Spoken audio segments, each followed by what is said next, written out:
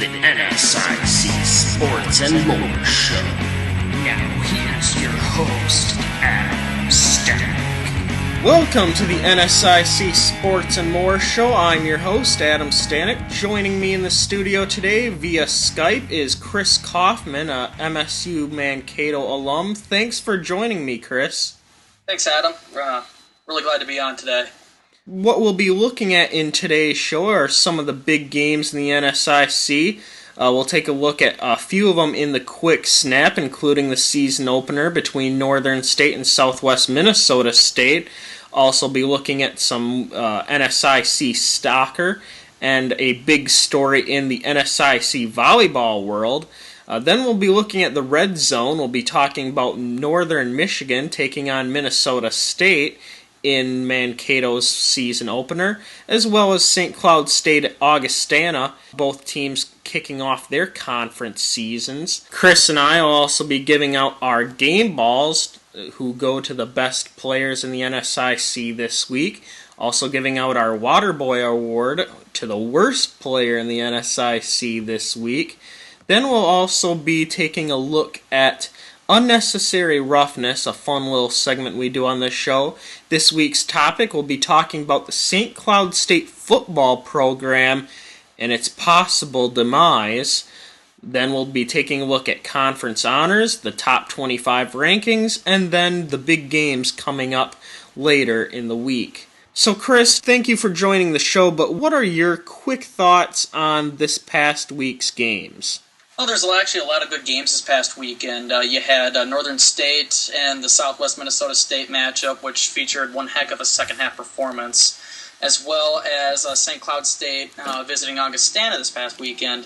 That was a high-flying game in itself. And then the great defensive affairs between a non-conference matchup, Northern Michigan at Minnesota State Mankato, which was a good game if you're a defensive purist, that's for sure. Alright, thanks Chris, and now we'll just take a quick look at the quick snap. The Quick Snap. Minnesota Crookston kicked off their season with a 37-6 win over Mayville State last Thursday. The Golden Eagles tallied 464 yards of total offense in the contest. Also on Thursday, NSIC play officially started as Northern State traveled to Southwest Minnesota State. The Wolves made a furious comeback down 21-0 in the third quarter to make it a 21-17 game, but the Mustangs held off the Wolves to get a 28-24 victory. This is actually a really good game to watch on both ends of the ball. There was big plays by both teams. Great comebacks are always a good story in college football. I just don't know about Northern State being able to make a transition in the NSIC. It was a great game. Don't get me wrong, but I don't see this being a competition between two great teams in the NSIC anytime soon. Getting back on track on Saturday, Concordia-St. opened their season on a high note as they defeated Minot State 38-17. The Golden Bears' defense fared much better in the second half as they only allowed 3 second-half points. The nightcap closed out with Upper Iowa losing a tough 33-10 contest to Texas A&M Commerce. After jumping out to a 10-0 halftime lead, the Peacocks were dominated in the second half, giving up 33 second-half points and 20 fourth-quarter points. Moving on to NSIC women's soccer, conference favorites Winona State and Minnesota State split road trips with Ferris State and Grand Valley State. The Warriors lost to number 1 Grand Valley 1-0 on Friday, and then followed up with a 1-0 win at Ferris State on Sunday. Winona State also picked up a 2-1 win against Concordia-St. on Tuesday. Mankato started out the road trip with a 1-0 win at Ferris State on Friday, but looked sluggish on Sunday to Grand Valley, losing 4-0. Chris, what were your thoughts about MSU-Mankato after this weekend, and what your thoughts of them coming up in this season? To be honest, after what happened this past weekend, I'm not reading too much into it. Grand Valley State is the number 1 team in the nation for a reason, and they showed that this weekend to two of the powerhouses of soccer. Both teams will be very good in conference play, but I wouldn't read too much into this past weekend. Yeah, I think both teams are going to be there toward the end of the year. And you can also throw UM-Duluth in there. However, the other NSIC favorite, UM-Duluth, also got off their season to a rocky start after they got a 1-1 tie after 2 overtime periods at Colorado School of Mines on Thursday. On Saturday, they followed it up with a 2-1 loss in overtime at Regis, so a rough start for the Bulldogs. Also a note from the volleyball side, as Concordia-St. Paul lost on Friday to Grand Valley State 3-0 in the University of Tampa tournament. The significance of that match was that the Golden Bears had a 75-match win streak snapped heading into that match after they just played Northern Kentucky. Chris, how amazing was it for the Golden Bears to just win this many games in a row? How many teams actually have a 75-game winning streak? Not many. It doesn't say that Concordia-St. Paul is on a downslope this year. They're going to be one of the top teams in volleyball in the Northern Sun again. What this says is that there could be a new number one in the nation for Division II volleyball. Overall, I think the new rankings did come out, and Concordia-St. Paul, I think, was still ranked number 1. Not sure on that. Don't quote me on it. But overall, I just don't think you can look that much into it either. I think this Golden Bears team still a very competitive team for a national championship.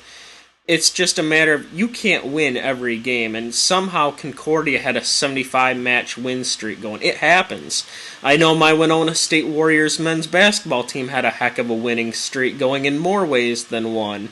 Got snapped in a couple big ways, so it's going to happen. Doesn't mean that they won't win the national championship. It just means that they don't have as dominant of a team as they used to have. Now, with that being said, let's go to the red zone. The Red Zone. Touchdown! Starting off our red zone recap was number 18th ranked MSU-Mankato. They kicked off their home opener last Thursday night, taking on Northern Michigan out of the Great Lakes Intercollegiate Athletic Conference. It was an ugly game from start to finish, but at least we would have a thrilling finish in the end. Northern Michigan had the first chance to score in this game with 3:11 to go in the first quarter. NMU kicker Rockne Belmonte shanked a 36-yard field goal wide right. At this point, Gerard DeWitt crippled the Wildcats' offense. DeWitt booted a 62-yard punt to pin Northern Michigan down at the 9-yard line.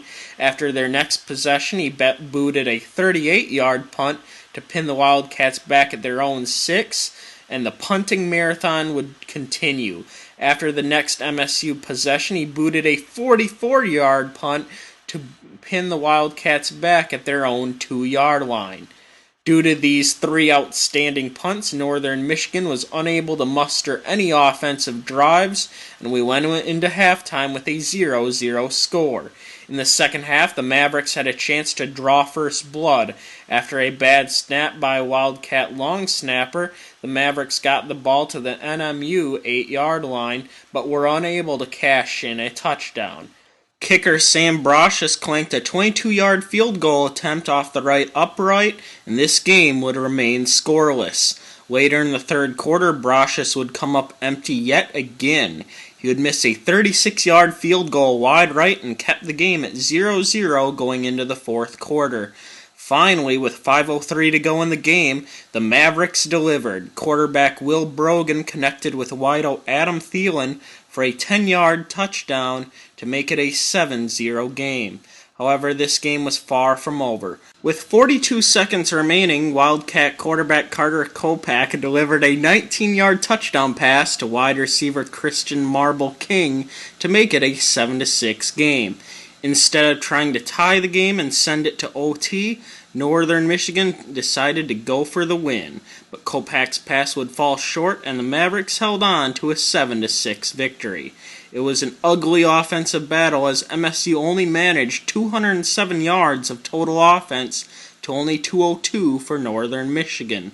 Maverick quarterback Steve Pation completed 3 of 14 passes for 32 yards and a pick. Luckily, Brogan stepped up in his place as he passed for 67 yards on 6 of 9 passing and a TD.